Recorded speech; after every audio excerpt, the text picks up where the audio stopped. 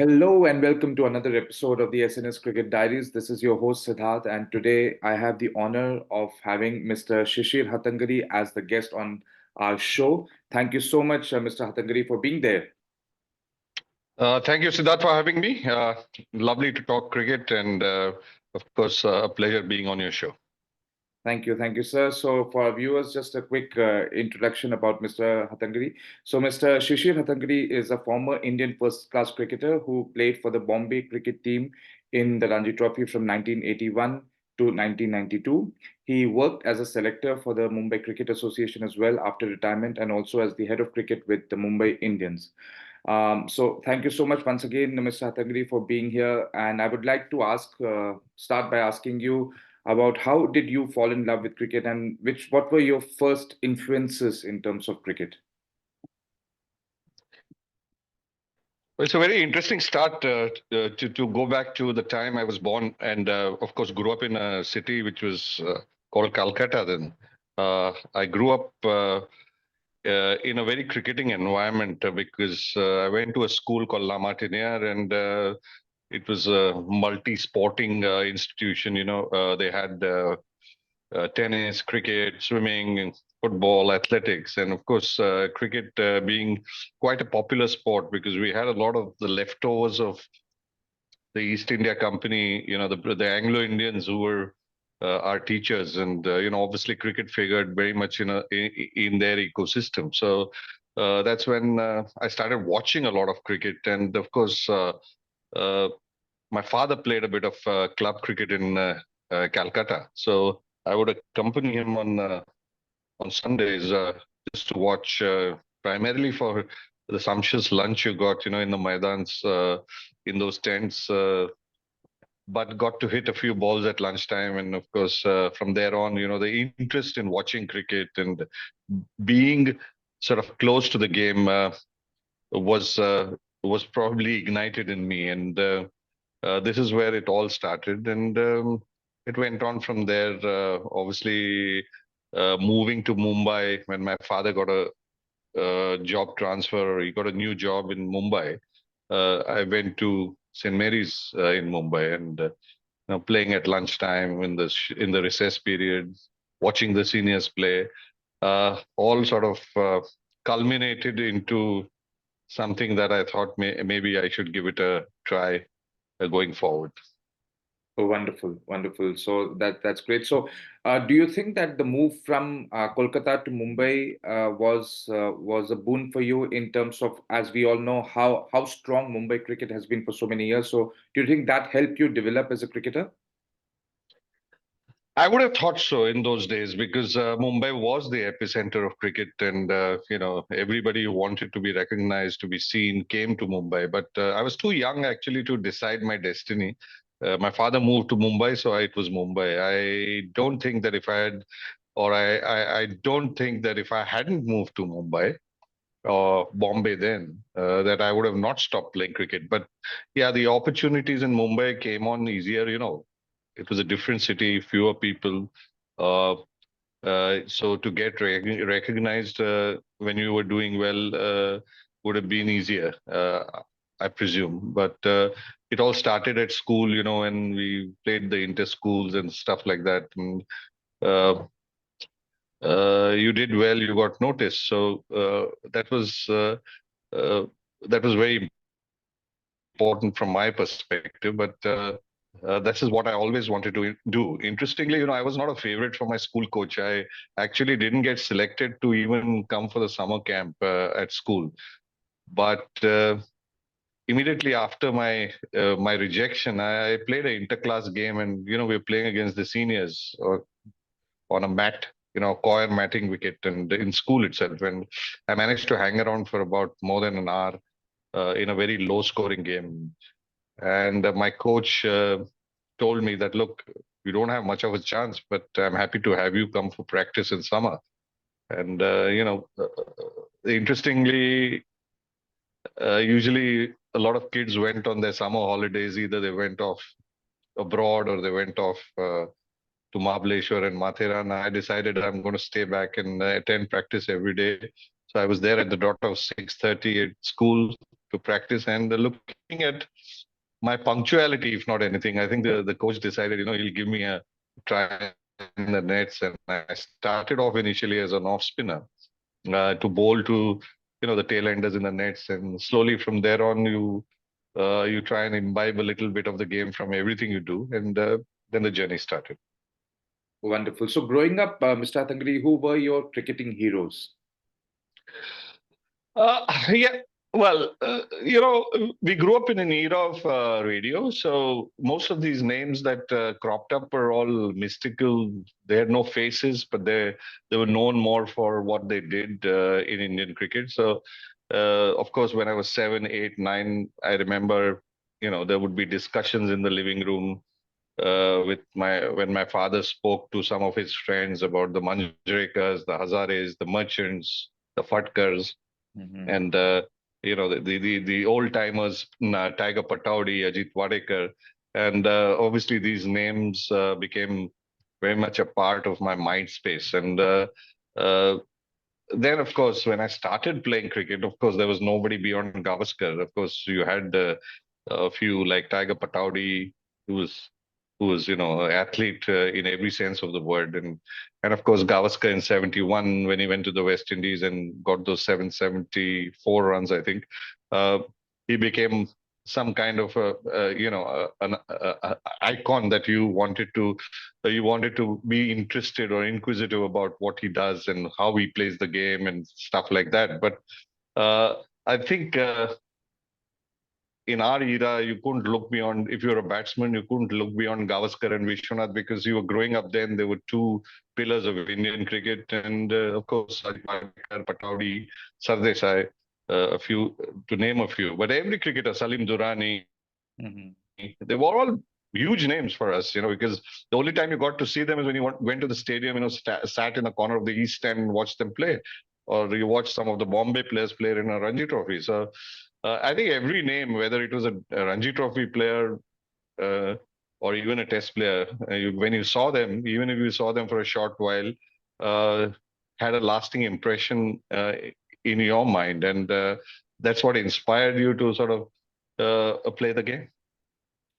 Wonderful, fascinating, Mr. Hattangadi. And as a journalist, one has to do some basic research. So while I was doing some research on you, I got to know that while you were studying at St. Mary's ICSE School at Baikula, you scored an unbeaten 323 in an intercollegiate final.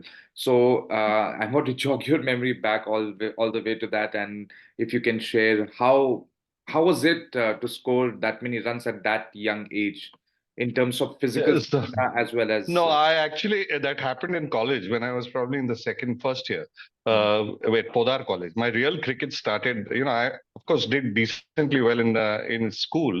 We won a junior cricket final against Don Bosco. Ravi Shastri was playing against us, and we won that. And before that, we had won the Guile Shield. So 2 years on the trot, we won the finals. But the real cricket, in terms of the input, started after school in the 11th standard when I moved to Podar College. I think we had a fair bunch of guys who were unknown, but on merit, we got an opportunity. Ravi Shastri being one of them, and all of us sort of got together, practiced.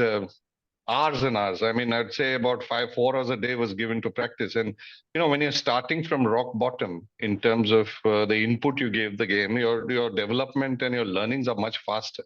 So you plateau after a while, but while you're starting and you're putting in so much time, you suddenly start discovering a lot of things about the game and improving on them. So that 323 was in an intercollegiate final uh, uh, for Podar, and it just went on. I mean, I was obsessed with numbers at that age because, as a Mumbai boy, the only thing that would attract people to what you were doing was big numbers, be it a batsman or a bowler.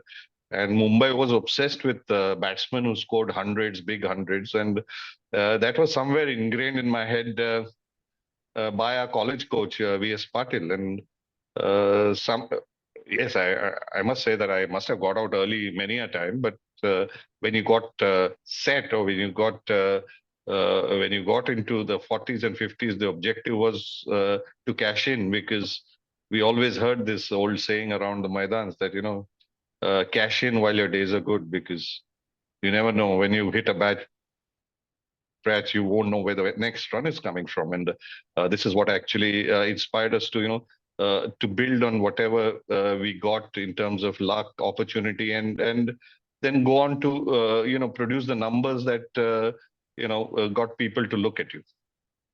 Wow, wonderful. And at the age of 19, sir, of course, you made your Ranji Trophy debut. How was it to make debut at such a young age? What were your feelings when you started playing your debut game? Well, it's interesting that just a week before I made my Ranji debut, I was captaining the Mumbai under 22 team in Ahmedabad.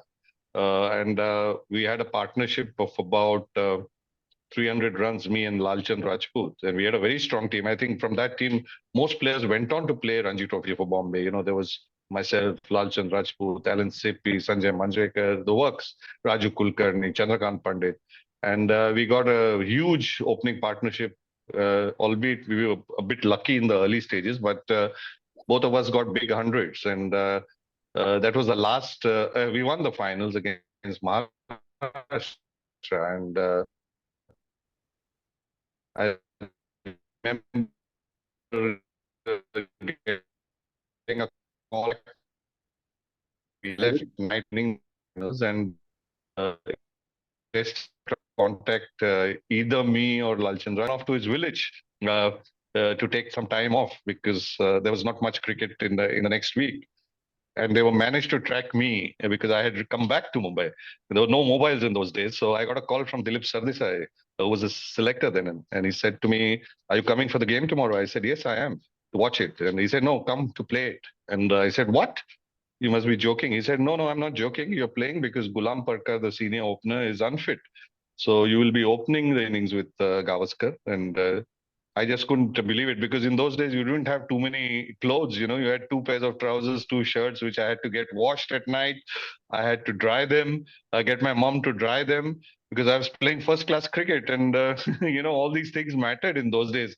I had to polish my shoes, with the white cleaner, get my gear organized, because we grew up in an era where things were not easily available. So it was a bit of a run to get things organized, to look at least presentable as a cricketer playing for Bombay, and that was something. It was such a huge thing, but I guess preceding that, I had done enough. I'd scored enough big runs to look for a selection, but or to expect a selection. But to get into the Bombay team in those days was not easy, because we had some big names top of the order. There was Gavaskar, there was Sandeep Patil, there was Ashok Mankar, there was Ramnath Parkar, Gulam Parkar. Ravi had just made his debut a year before. There were about 7 or 8 test batsmen in current test, where Dilip Vengsarkar. So, to get into that team, uh, you were the odd one out, because you were the only non-test player to come into a side as heavy as that. There were seven batsmen who were just playing for India as batsmen. So the odd one had probably not been in the team, like Ashok Mankad, but still a huge name in Indian cricket. So it was a privilege, of course, and you could get overawed by such big names in a team. Wow, wow, amazing. I can just imagine that dressing room and how it would have been. So, Mr. Atangari, if when you talk about getting, you just mentioned about the word overawed, and one could easily get overawed. So, what is it that from your experience you could tell youngsters who come new into the team in order to not get overawed by the stars that might be there in the team?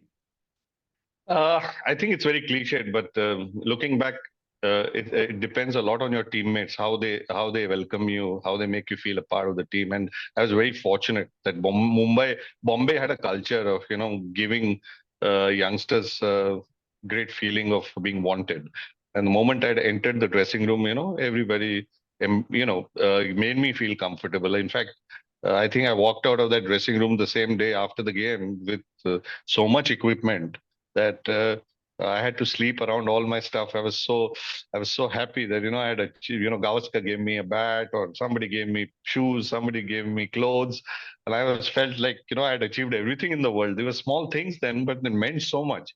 So it was, and also the feeling of being welcomed, being a part of a team, and of course, you got every encouragement. To answer your question, um, it may not be the case everywhere, but I think the culture has changed. I think most youngsters are encouraged and welcomed. But the most important thing is to believe in yourself. Um, and shut out the surround sound. It may be good surround sound, it may be negative surround sound, but just the important thing is to believe in yourself. Wow, wonderful. Coming back to Mumbai cricket, Mr. Hattangadi, we know as people from outside the system, we get to hear a lot about Mumbai cricket, and of course, it's a very popular saying that the health of Indian cricket is can be easily seen by the health of Mumbai cricket, and so many greats have come, and even now the system in Mumbai, the school cricket, the aged level cricket is so much popular, so much stronger in Mumbai. So what do you think is the reason why in pan India, if you see, why is it that Mumbai cricket has that system and is so good? I don't think it's the system that in any state or any part of the world, the system, it's the lifestyle. You see, Mumbai has this culture of struggle for everybody, and be it the rich, the poor, everybody is in the rat race. He's struggling to do what he's doing. Uh, Having said that, you will find that I grew up in Noida where cricket was a Marathi-centric game. It was pretty much confined to the Maidans of Shivaji Park and Matunga and the other and of course Oval Cross Maidan and Azad Maidan. And most of the boys who played cricket were by and large, from a Marathi ecosystem. But what is unique about Mumbai is that you cannot deny anybody the opportunity to play and do well. Um the struggle starts from the time a guy who lives in a chawl in suburban Bombay, who lines up to go to the loo, then makes his cup of tea, rushes to the station to take a fast train, go into South Bombay to the Maidans to play. So he's done a lot from 5:30 in the morning to play a game of cricket. And one would expect that, if he's done so much, his comfort zone is going to be the ground. He's going to go out there and make the most of it, because that's where he belongs. And I have a lot of I have a huge healthy amount of respect actually for club cricketers in Mumbai, because year after year they do the same thing, and they look forward to it. It's, you'd probably find in other states a guy taking his two-wheeler, going to a ground 5 minutes away from his home, playing a game, and taking the two-wheeler back, or his father coming to pick him up on a two-wheeler, or taking the bus back, which is not too difficult. I think his challenge is completely different to a Mumbai boy. A Mumbai boy's challenge starts from 5:30 and ends when he reaches home. So there's a lot of struggle. I mean, he doesn't look at it as struggle. He looks at it as a part of his lifestyle. But there's no hanging around with friends, and it's all about being effective and using that time wisely, and of course helping his cricket. And the process starts for every cricketer, whether it's a Rohit Sharma today, or whether it was a Gavaskar in the good old days, or a Paulie Umrigar, or everybody has to go through that grind. And I think they value the game in a sense, because they do a lot to get to the cricket ground, and they're not going to chuck it away easily. That's amazing. Also, Mr. Hattangadi, one word that we as cricket reviewers we hear a lot from, especially from Mr. Sunil Gavaskar, is the word "khadus," which is popular in Mumbai cricket. So, could you please shed a bit of light on what exactly does Yeah. the word mean? Yeah, if you translate the khadus, it would go into being obstinate and stubborn. Yeah. Um, I would rather term it as resilient. Uh, uh, Khadus came from the fact that Mumbai also won when the senior players were away playing for India, and they had enough of a bench strength to accommodate players who could, stand up to the other teams of India. That was in those eras. Yes, they had this Khadus attitude, as you call it. I call it just competitive, really competitive, and the will to keep fighting till the last ball. And that was something that everybody believed in. Uh, so to say that it is a birthright of only a Mumbai cricketer to be Khadus, no, I disagree with that, and I respectfully disagree with everybody who says Mumbai players are the only Khadus players. There are Khadus players outside Mumbai too, other states too. Uh, Take for example somebody not talked about these days, Hanuma Vihari. He drew a test match. He's from Hyderabad, and nobody even talks about that. He was unfit. He went into bat in a hopeless position, and he saved the test match with R. Ashwin in Australia. And that is for me, mirroring the term Kharus. But if it was a Mumbai boy, and I'm saying this being a Mumbai boy, people would have said, this is a Mumbai Kharus attitude. Nobody even talks about Vihari's Kharus attitude, which is a bit unfair, looking at it from the outside, that Kharus maybe a term that was relevant in the past, in the 70s when Mumbai won 14 titles on the trot, etc., etc. But there are Kharus players across India, and we have to respect that. By saying that only Mumbai is Kharus would be a little unfair to the other players. Yes, the lifestyle in Mumbai injects the Kharusness, or the obstinacy, the resilience, because of the life he leads. But to say that other states don't have that attitude would be very unfair to them, because I think they give it enough. They're also resilient, and quietly resilient at that. And I'd expect people to respect that and acknowledge that for the sake of the game. Right, right. Moving just now beyond the Mumbai cricket circle, Mr. Hattangadi, we now see in the Indian team, and since many years now, we have been seeing that players from different parts of India are now coming into the national team. You take, for example, players like Mohammad Kaif or Suresh Raina, or even many others. Like the most famous would be probably MS Dhoni. So, what do you think has been that change in the Indian cricket system that has allowed these players from different parts of which were not the traditional cricketing centers to come into the picture? I think what has changed is the money coming into the BCCI. Uh, Also, what has changed is the epicenter of cricket in the 60s, 70s, where Mumbai offered jobs to players not only from Mumbai but outstation players who played in Mumbai in tournaments like the Timesheet, which gave them a living, which gave them exposure. I mean, if you look at players like the Amarnaths, they came and played in Mumbai. Salim Durrani played all his cricket in Mumbai. They'd go back and play their state cricket for Rajasthan or whatever, Delhi and things like that. But they played a lot of cricket in Mumbai. Hanuman Singh in the good old days. All these players came to Mumbai.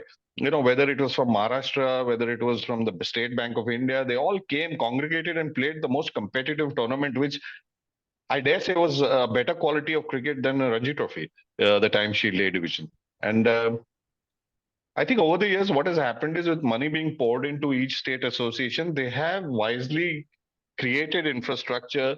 They've made sure that players get the coaching opportunity, training opportunity, match opportunity, and also, more importantly, broadcasting has helped, because the game has gone into homes.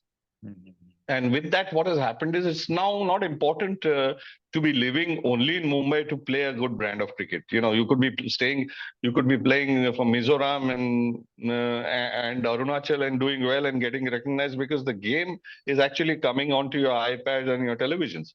So that has made a lot of difference. And I think if you look at every state today, they have a good infrastructure. They have good programs for young children. They have enough tournaments to stake a claim to the next level, and that has helped the cricket grow across the country, which is so important. I was at one stage, everybody said Mumbai, beyond Mumbai, there's nothing. Now, what I like is that every state is challenging Mumbai. And that means the health of cricket is probably better, because just saying Mumbai is doing well, it doesn't speak well for other states. Now, if every state is doing well, it speaks well for Indian cricket. True, absolutely true. Now, talking about T20 cricket and IPL that has come in the last 10, 15 years, what are your views, Mr. Hattangadi, on this? And I mean, yes, there is a lot of talk about death of Test cricket, and every day there is one or the other podcast or people talking about it. But what are your views about T20 cricket and whether it does actually pose a threat to Test cricket? Uh, does it pose a threat? No, it doesn't pose a threat because it's another. If you look at it from a shelf space perspective, you have another SKU of a product of the same thing, that is cricket, on the shelf, which gives an opportunity for players with different skill sets to play the sport. Mhm. In the good old days, or when only Test cricket was the thing of the day, if you didn't score big runs or didn't take 5 wickets, you had very little chance of playing Test cricket. Mhm. It was either very top heavy in terms of guys who got recognized as big 100 players or 5 wicket bowlers. Now what has happened is, if you can place the T20 brand of cricket, there is a special space for you, uh, which actually provides more kids to get into the game. That is the positive of T20 coming. And of course, uh, the glamour and the money that comes with T20, obviously there will be more kids turning towards the shorter format, uh, if they don't have the skills for the longer format. But that doesn't mean that if you have the skills for the shorter format, you can't play the longer format. It just depends on how you can identify your core strengths and go about choosing what you want to play. Great. Now, Mr. Hattangadi, coming towards the end of this interview, I would like to know your opinions on the current Indian cricket team. We just saw India losing a test match against England. Now, there is a lot of talk about how the kind of batsmen that are coming into our team, how it has changed a lot from the likes of Sachin Tendulkar, Lakshman, those going back 15, 20 years ago. The kind of players that are coming in terms of the quality of batsmanship is going down in terms of playing spin, especially playing spin. Um, do you really think, sir, that players in the domestic structure who are playing right now do not have that quality, or where is it that we are going wrong in terms of especially playing spin? Well, I'd like to just hold my thought on this because I have been having a lot of chats, and my belief is uh, batting has changed. The way we bat has changed. The way we bowl has changed. Why has it changed? Because now DRS has become a huge part of your existence in the way you play the game. Mm. So what was definitely not even an appeal in the good old days is now definitely out, uh, which makes batting more challenging. And I'm saying this because I come from an era where there was no DRS. Mm. Um, Front foot was a very safe way to play the game till you got set. And then, of course, once you're set, you can do everything. Uh, that has changed. Secondly, I think bowlers uh, us they're able to use the ball better now. The SG ball, or the ball that keeps doing something, uh, even when it gets older, when there is swing in it, or a swing in the air, or off the surface, if there's any lateral movement, bowlers are able to use the SG ball well. Uh, if you look at it from the outside, you'd say, "Oh, batting is actually, the quality has diminished." But we tend to ignore the fact that the rules of the game have also changed. And when the rules of the game change, your coaching structure at your basic junior level has to factor in the DRS when you coach. Mm. You have to make it a part of your learning process at the junior level. Uh, I think coaches must take that into account when they're coaching at the under 15, under 13 level, to make it very clear that these are the non-negotiables of batting and bowling, and these are the negotiables. And I don't see too many negotiables around now. If you pitch the ball in the tram lines, and the batsman cannot read length, he is in trouble. Which never happened in the past. Nobody even appealed for a front foot decisions. Imagine Anil Kumble bowling in DRS. He would have picked up a few, maybe 500 wickets more, because every time he hit the pad, nobody even appealed when it was on the front foot. So uh, there are some bowlers who would regret they didn't play in an era of DRS, like some players would regret they didn't play cricket in the IPL era. These are matters that everything changes with time, and you can't hold anything. But I just feel that the DRS is a key, crucial part of people's comment on quality. Also, I don't see a lot of first class players playing domestic cricket because of the schedules that they are into. So they don't get an opportunity to play a lot of long innings against spinners on turning pitches. By and large, pitches are pretty standard and good at domestic level now. You'll get in the early winters, you'll get some, the moisture on pitches and, bowler friendly pitches. But generally, there are standards, there's a standard operating procedure now, where certain standards are maintained. Um, in my time, if you went to play against Haryana, where there was Rajinder Goyal, and you went onto the ground and you didn't even know which was the pitch, because it looked like a wrestling pit. Every surface looked like a wrestling pit. But when we had front foot rules, then you couldn't get a batsman out if he was wrapped on the pad on the front foot. So it works both ways. But yes, I mean, I think the players are not in the habit of playing too much spin because they're not playing domestic cricket.